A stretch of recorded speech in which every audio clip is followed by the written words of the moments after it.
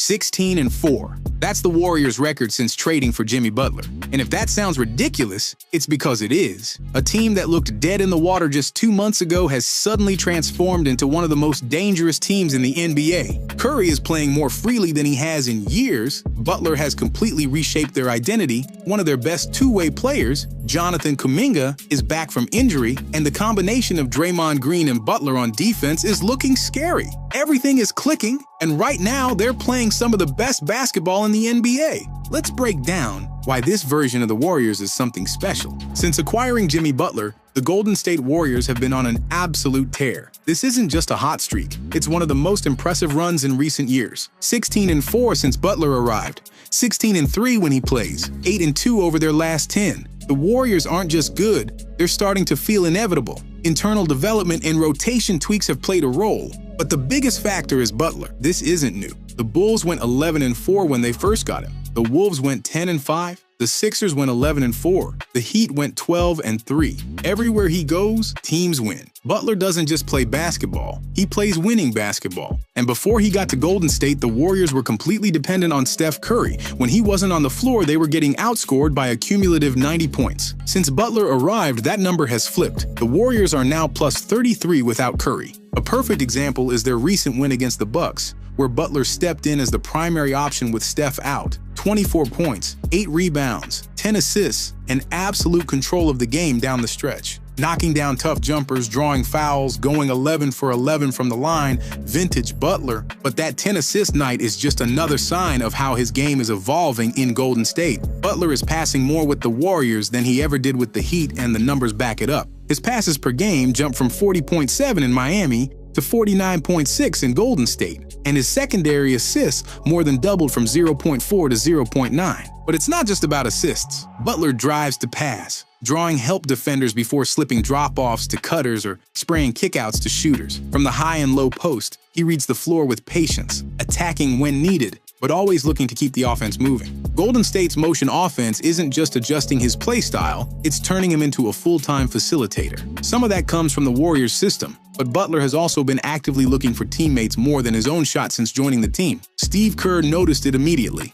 After Butler's Warriors debut, Kerr said, "His passing changes everything, connects the game, and he does it from anywhere. He'll dive down to the post, catch it down there, or he'll pass off the dribble, or he'll just make the quick swing." None of this is surprising. Since 2019, Butler hasn't had a season averaging fewer than 5.3 assists per game. As a de facto point forward, he can stabilize Golden State's offense when Curry is off the floor while also bringing a sense of control to the Warriors' high-speed chaos. Defensively, he adds elite intelligence and toughness, slotting into a supercharged version of the role Andre Iguodala played during the dynasty years. Since the All-Star break, the results speak for themselves. Third in offense, tied for second in defense, first in net rating, climbing all the way to 6th in the West. But the Warriors are also a two-way team, and since Butler's arrival, they've locked in defensively. They own the second-best defensive rating in the league during this stretch, posting a 108.2 defensive rating. That's no coincidence. Butler's impact on that end is just as significant as it is on offense. Pairing Butler with Draymond Green has given the Warriors a level of physicality they've lacked all season. His presence allows them to better mask Curry's defensive limitations while providing a second defensive anchor. A 5-time NBA All-Defensive second-team selection, Butler has the strength, quickness, and instincts to guard up and down the lineup, something the Warriors have struggled with all season. Golden State has had trouble containing bigger guards and wings like Donovan Mitchell and Jason Tatum, but Butler, at 6 feet 7 inches, 230 pounds, gives Kerr and defensive coordinator Jerry Stackhouse more flexibility. Since Butler's arrival, the Warriors have leaned into zone defense, and the results have been elite. Just 60 points allowed on 76 trips, 0.79 points per possession, which would rank as the stingiest zone defense in the league over a full season. But Butler isn't just a system defender. He can match up with anyone on a given possession, disrupt plays as a low man, and rotate to erase breakdowns, a skill set eerily similar to Draymond's. And having two of those guys, it changes everything. Golden State has allowed just 108.5 points per 100 non-garbage time possessions with Butler and Green on the floor, a mark that would rank second in the NBA over a full season. All in all, Butler has redefined this team. scoring, shot creation, defensive versatility, and the ability to take pressure off Curry. The Warriors aren't just good again, they now have an identity. And speaking of Steph Curry, the addition of Jimmy Butler III has done more than just rocket Golden State up the standings. It has completely changed Curry's workload. Curry has been battered all season, facing more double teams than anyone in the league and carrying an overwhelming offensive burden. Opponents knew that if they neutralized Curry, they neutralized the Warriors. But with Butler in the mix, everything has changed. Curry, now 37, looks rejuvenated, and his production has surged since the trade deadline. Before Butler arrived, he averaged 22.7 points, 6.1 assists, and 4.5 rebounds on 43.1% shooting from the field, and 38.9% from 3 in 42 games. Since the trade, those numbers have jumped to 27.5 points, 5.8 assists, and 4.0 rebounds while shooting 48.1% from the field and 40.7% from deep. Butler's presence has given the Warriors a completely different look. They can run the offense through him inside and out, get to the free throw line more often, and most importantly, let Steph rest in game. Even beyond that, Butler's offensive gravity is unlocking the best version of Curry. For years, defenses have thrown everything at Steph: traps, doubles, full court pressure, anything to get the ball out of his hands. But with Butler on the floor, those constant double teams are disappearing. Defenders can't afford to leave Butler open or let him go one-on-one. His ability to create offense on his own forces teams to pick their poison, and for the first time in a long time, Curry is benefiting from it. Less defensive attention means Steph is free to move without the ball, relocate, and find cleaner looks. The Warriors' signature off-ball movement is back in full force, and Curry is thriving in his natural role again, darting around screens, catching defenders off guard, and knocking down open shots. Before Butler arrived, Steph had to do everything: initiate the offense,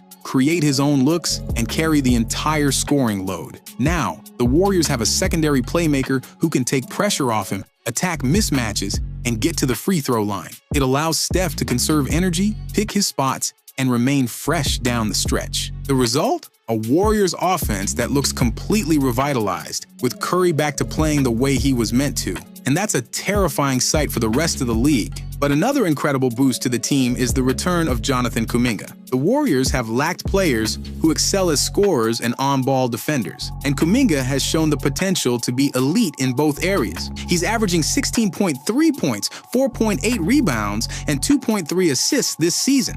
But since he hadn't played since the Butler trade, there were concerns about how he'd fit back in. Would an ISO-heavy player and non-shooter disrupt the Warriors' chemistry? The exact opposite happened. In his return during the Warriors' 130-104 win over the Kings, Kuminga dropped 18 points in just 20 minutes off the bench, shooting 7 of 10 from the floor and 4 of 6 from the free throw line. Coming off a long injury, some rust would have been understandable. Instead, he looked quick and efficient, thriving within the flow of Golden State's offense, cutting to the rim and punishing Sacramento's overplays. In his last 5 games since returning, he's averaged 13.4 points, 3.4 rebounds, and 3.0 assists, showing his ability as a cutter and rim attacker. His speed and scoring instincts were already elite, but with Butler as the catalyst, everything is easier. Add in his defensive versatility and physicality, and the Warriors look even more dangerous with Kuminga back in the mix. The arrival of Jimmy Butler hasn't just improved the Warriors,